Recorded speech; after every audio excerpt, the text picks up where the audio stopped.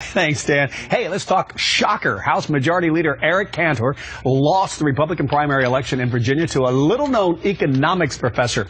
It was an upset, a huge upset for the #2 Republican in the House and a major victory for the Tea Party movement. Political analyst Jason Cabel is here to tell us more about what it means and what happened. Good morning to you. Wow. They're still waking up this morning going, what happened? Yeah, it's a stunner. It really is. Tell us, what happened to this man? I mean, he was cocky. He had a 30-point lead at one point.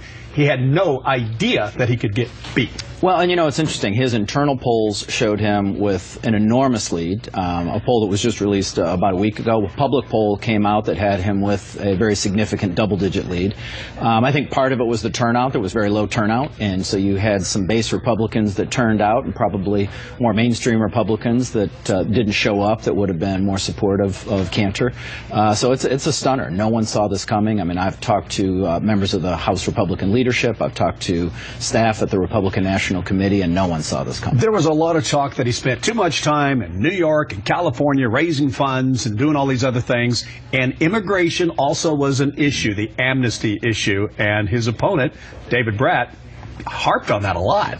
Well, I mean, there's a reality. When you are in the leadership, particularly being the majority leader or the speaker, you have significant responsibilities in Washington. You have significant responsibilities on behalf of your members to travel the country, to raise money for them, to stump for them, and to sell the Republican message. So that's, of course, going to take you away from your district. Right. Cantor is also someone who I think has been more open-minded about how we address the immigration reform issue. Right. He's not been an amnesty guy, regardless of how he was characterized. But I think his opponent was very effective in creating the perception that Cantor was pro-amnesty, and I do think that fed into the narrative of that race. Let's talk about what this does to the Tea Party, because a lot of folks had felt the Tea Party was definitely not disappearing, but certainly slowing down in momentum from a couple of years ago. Does this turn things around? Well, they certainly have slowed down quite a bit. I mean, in all the very high-profile fights that they were supposed to have with people like Senate Republican leader Mitch McConnell didn't materialize.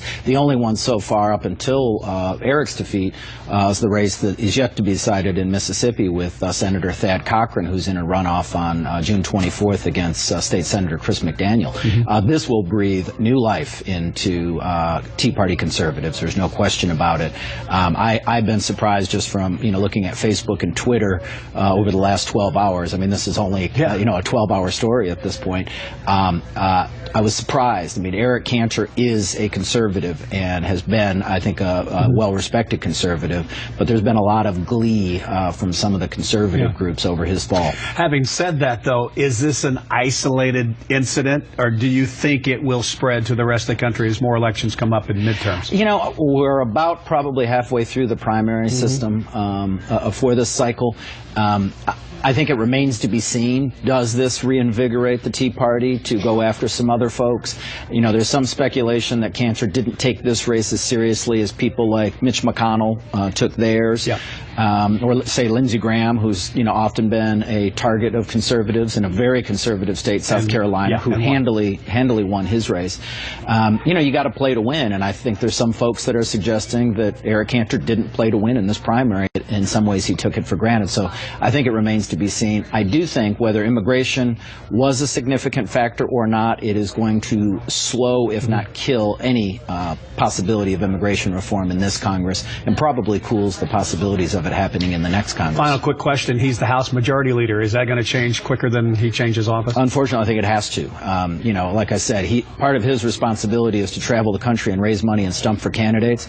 It's going to be hard for him to effectively raise money for major donors if he's not going to be around in 7 or 8 months. And so I think at some point, I think the House Republican Conference gets together and realizes, we need a majority leader who will be here next year and years to come if we're going to be effective in winning in this 2014 Sooner election. rather than later.